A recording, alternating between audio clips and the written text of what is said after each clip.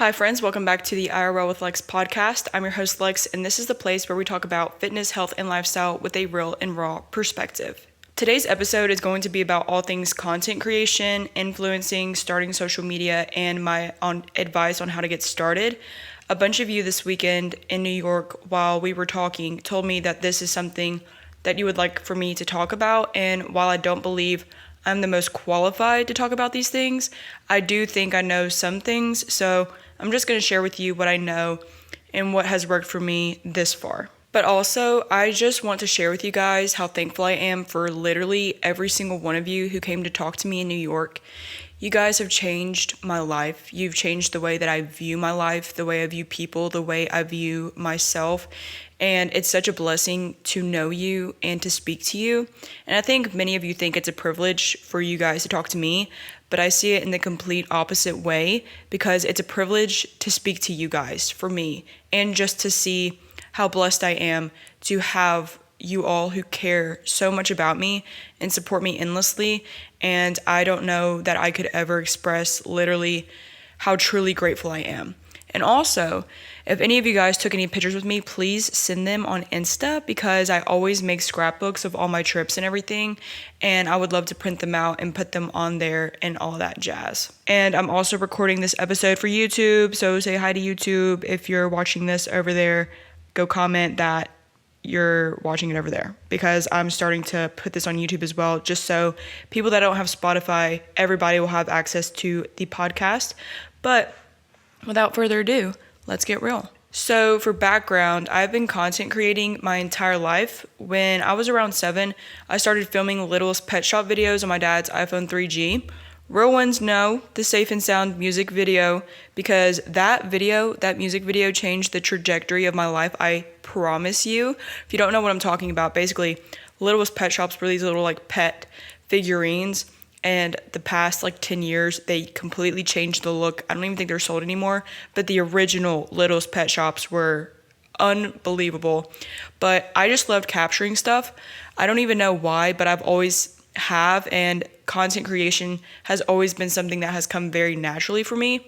And also as a child, my whole family knew that I was a very creative person. I've always created things.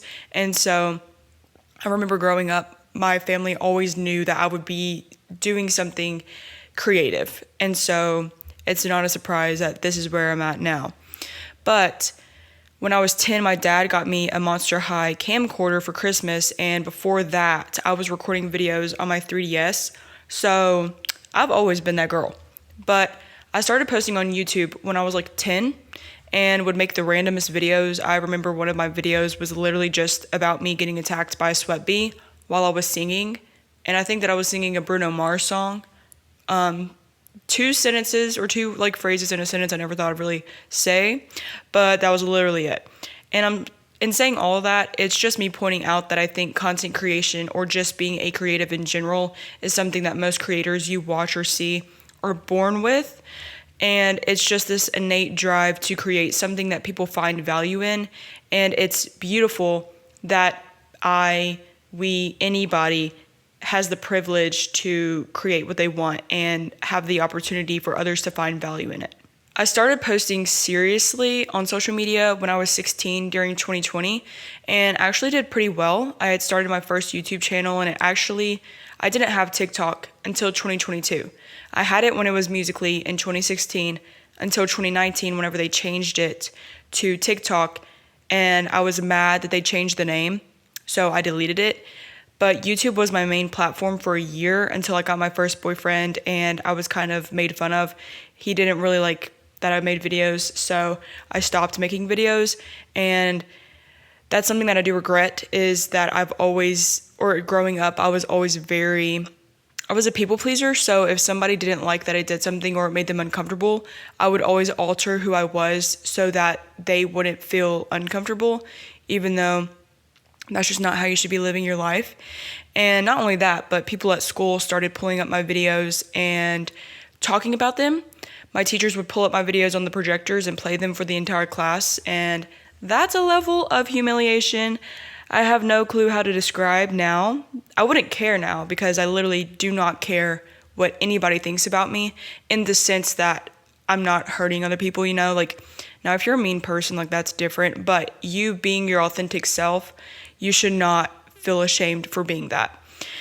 And so I would not like to describe how humiliated I was during that time because, yeah, it's just a lot, because I have the same personality now that I did then. And while I'm not ashamed of who I am now, back then I was, because I was very spastic, bubbly, all those things. And in high school, you have this disposition where you believe that you should be calm and collected and nonchalant. Bestie, I have never been nonchalant in my life. I'm going to tell you every thought that's in my brain and over-explain it to the tens. So I stopped creating until I got out of high school, and in January of 2023 is when I started posting on Instagram, and it was because I was in college, single, and had no friends because my ex at the time spread lies about me because we went to the same college, and it was a very small college, and so everybody thought that I was a psycho female, and I had no friends. So that was a bummer. However, had all that not happened, then I would not have started my social media and I would not be where I'm at now. So I'm not complaining. Everything happens for a reason, and I'm very thankful for that time in my life. But there was literally nothing else for me to do. So content creation was just something I was like, you know what, maybe I can find a community of people, but this is also just an outlet for me to express myself. And so, of course, I had dealt with an ED from 2018 to 2022. So in January of 2023, I started posting my transformation mentally and physically on Instagram. And that is why I gained a large following so quickly, because not many people at the time were posting about this.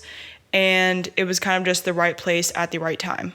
And I also want to mention that I don't really post about eating disorders or any of that anymore because I don't want to be known as the girl that had an eating disorder. It's part of my story. And when I started posting, that's pretty much all I knew, because I had just recovered a year ago. And so of course, that's going to be the only thing I know to post about, because it was my entire life at the time. And as I've grown, it's become to a point where that's not who I am anymore, and it's not something I really identify with anymore. But I do have advice on how to recover and how to get better, because I was once there and I understand how difficult it is to get out of that mindset. And so that's how I started posting. And since that's not who I am anymore, the following that I gained from that, it's not really the same community anymore. And so when I started posting on Instagram, the quality of the posts weren't anything amazing. I was legit just posting mirror pics from my phone in the Planet Fitness bathroom. And the thing that helped me grow the most, though, was creating relatable and deep captions with my post and relatable videos on Instagram Reels. I clung to the trends. I put my own twist on trends, and that was what helped me grow the most. I don't believe that the Instagram algorithm is the same anymore, so I don't think that that's gonna make you blow up, And also, blowing up is not really that good, because whenever you blow up, it's usually always going to be a video that's not your main source of content, and so then you gain a following off of something that you don't really even post, and it's a different community than what you actually want. So going viral is not what everybody makes it out to be. But by doing this is how I grew 100,000 on Instagram in 6 months. And I started posting on YouTube in August of 2023, and I just hit 100,000 over there in April. And I actually just started posting on TikTok this January in 2024. And out of all the platforms, my favorite is TikTok by far, because I get to be the most authentic there, and I love it. And it just feels like I get to FaceTime you guys, and y'all are so supporting and loving over there. And it's just my favorite place to be, honestly. And my least favorite is probably Instagram, only because it's much more unforgiving. So if you make a mistake once, it's kind of there forever. And the hate is much more cruel over there, which you would think that the hate would be worse on TikTok, but it's not at all. And while I don't read comments much anymore, I still know it exists, and so I just choose not to subject myself to all of that. However, Instagram is where I started, so I can't hate on it too much because I owe my success to that app, but it's not what I would say I like the most, okay? And so now, since you have my background, I'm going to give you my advice on how I would recommend starting social media if that is something you are interested in or are currently trying to pursue, and what advice on. So number one is to literally just post. Pick up your phone and start posting. There is something called paralysis by analysis, and most people never start anything because they continue to consume information to try and plan or prepare so everything can be perfect. But actually, the more information you consume, the less likely you are to do something and start posting, because it will make you feel like you're not qualified to do so. And this also goes hand in hand with perfectionism and procrastination, because usually procrastination is just being a perfectionist and you try to put it off for as long as you can because you don't believe that it'll be perfect. So then whenever you get highly stressed out, you perform better under pressure and stress because you believe you create your best work under that pressure. I could do a whole entire episode on that, but that's just something that I've realized over time. But if you start picking up the phone and just posting, the longer you post and the more you post, naturally, you'll just get better. Practice makes perfect. And so when I go back and look at my first videos on TikTok, even just hearing the way I talked, even my first podcast episodes, y'all, like going back and listening to those, I actually deleted most of them, because the quality was so bad and just like my mindset have shifted, and I don't want people to like listen to the advice I gave then. But like I have improved so much since then, and it's just because I've been consistent in showing up. And so those videos are not something I'm proud of. However, starting somewhere is so important, and you can't know what does or doesn't work until you've done it and seen the results. That's just like whenever you start going to school, or like say you're in college and you're not going to know how to study for a college test for your first test. After you take the first test and you see like what they actually put on the exam, the next time you study, you'll have more information and have a better idea of how to study in a smarter manner. But that doesn't mean don't study at all because you don't know what's going to be on the test. It just means that you don't really know how to study yet, but you're still going to study. And so you don't know what does or doesn't work until you've done it. And so imagine I never posted a video about fluffy yogurt. Literally nobody would know that it existed. Like, is it weird? Yeah. But like, it was something I was passionate about, so I just posted a video of it, and now it's just what people know me for. And so that's where most of my following is from. Or pretty much really just anything I've posted. The only reason I'm, quote, successful is because I did just stop caring about being perfect and started to value consistency more. And that is my second tip, is to value showing up versus showing out. Stop being a perfectionist when it comes to creating content, because nobody cares that much about you, okay? People like think that's such a bad thing. People think that people not caring about you is such a bad thing, but that is the most liberating feeling you can ever have, because once you realize that people do not care about you, you will begin to realize that you can do whatever you want. It's like you realize that you have free will, and everybody is so consumed with thinking about themselves, they do not have the room to think about you, okay? And so no one is analyzing that pimple on the side of your cheek in that video, or if you said a word wrong. And actually, stuff like that, or stuff that you might mess up, a lot of people that create content will mess things up intentionally, because people go to the comments and will comment about those things, and that is a better push in the algorithm for you. It increases engagement. Plus, people go to social media to connect and relate. So if you are perfect, it's likely that no one will want to watch you because they can't relate to you, and it's not entertaining to watch people be perfect. Honestly, it's boring, and I don't like watching somebody that's perfect, because it makes me, and like I'm not insecure, but it just makes me feel like I don't know what I'm doing, or it just makes me feel less than, and nobody wants to feel less than. So showing up as you are consistently is better than showing up once a week and being, quote, put together. Because with social media, it's all about consistency. It does not mean that you have to post every single day. It just means that you have to show up the same amount of times and be reliable, just like with a relationship. So if you start talking to a guy, we're going to do a talking phase analogy.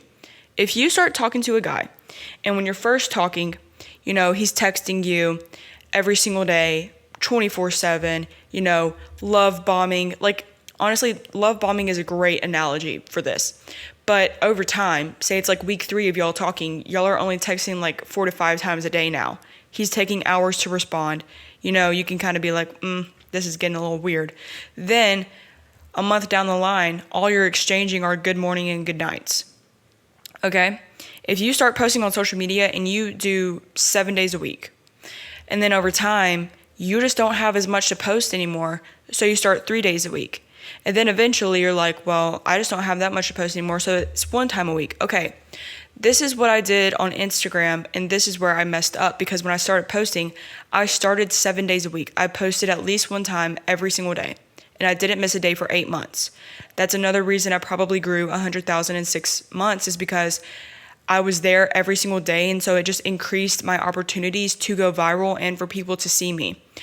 But that's not always a good thing, because over time I couldn't post that much anymore because I also had a full-time job. And so it became 3 days a week. And like now I post more than that, but it created a sense of inconsistency, and people don't like inconsistency.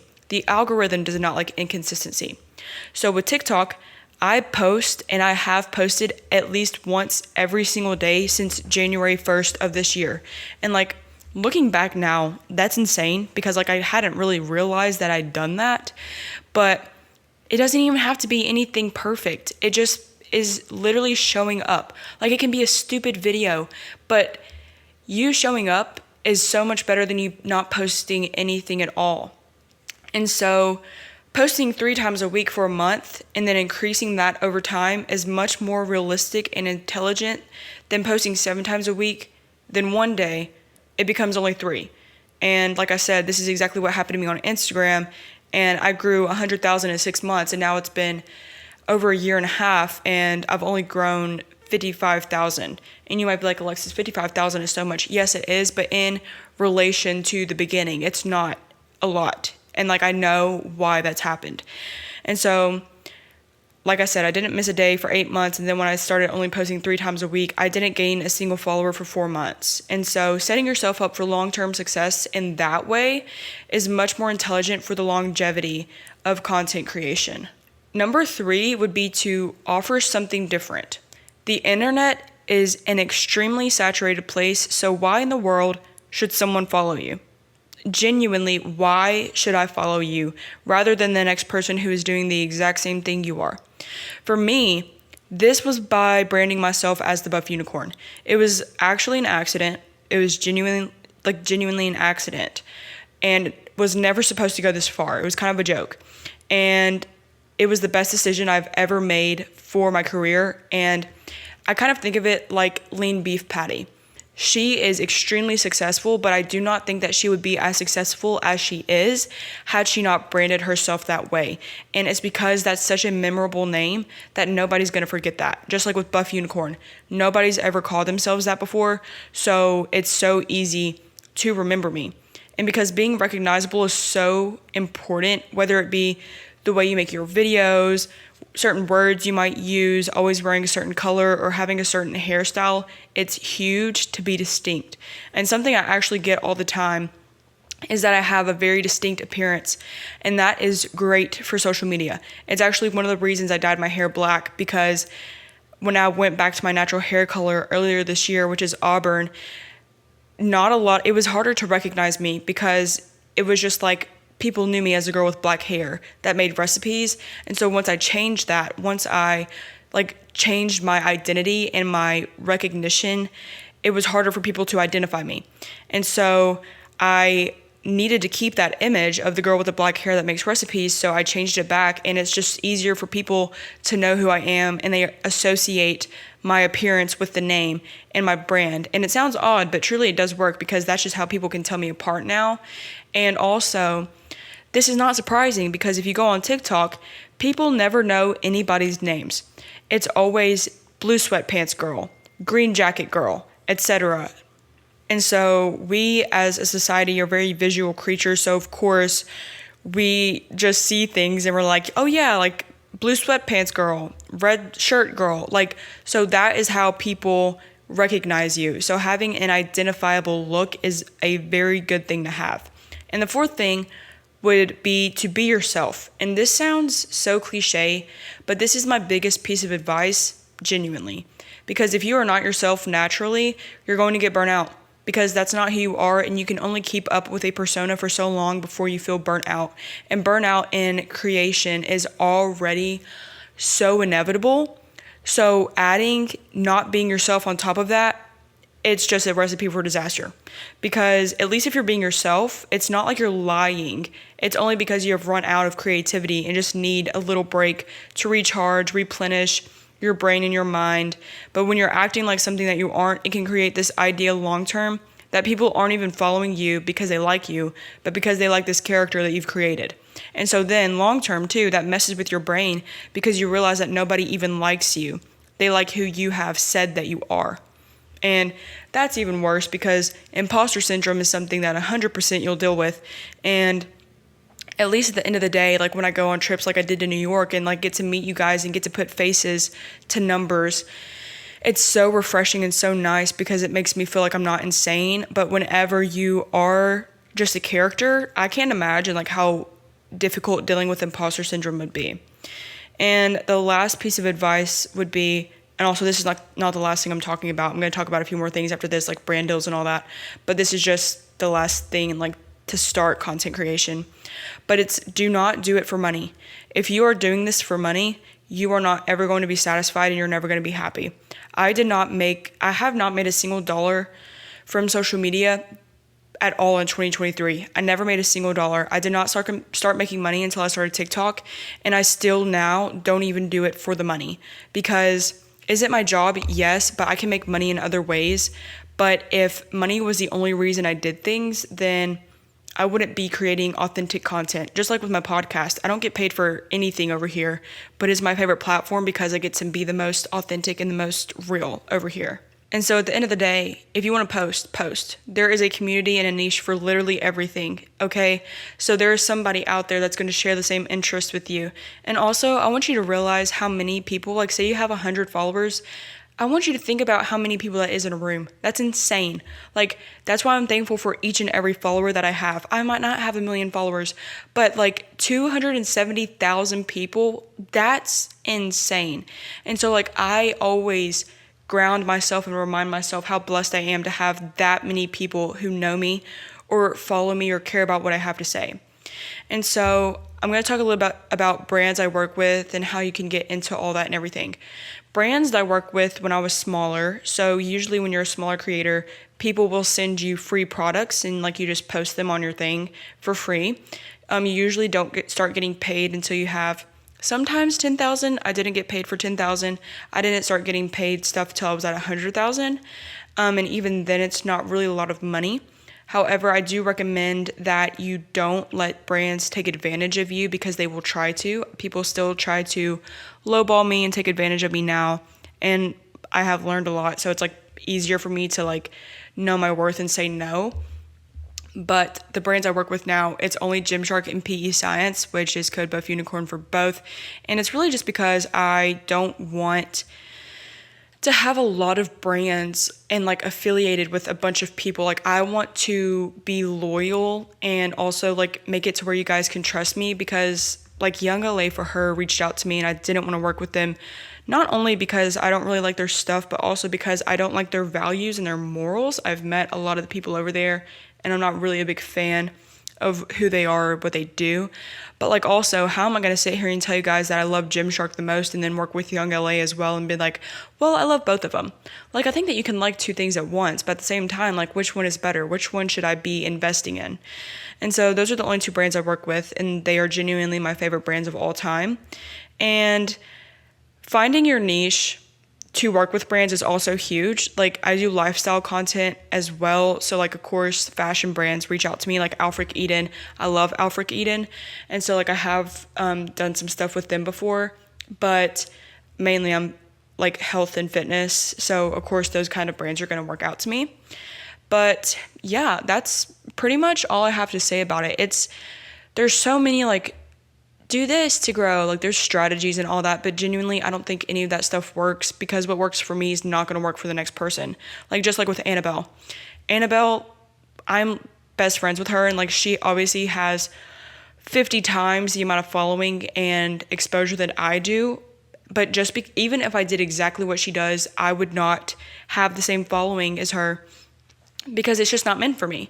So like doing what is good for you and doing what works for you is so much better than trying to copy somebody else just because you want numbers or fame. Also, Lilo's literally, if you're on YouTube, she's sitting over here on the side and she's snoring. I don't know if you can hear her. Let's see. She stopped snoring. Okay.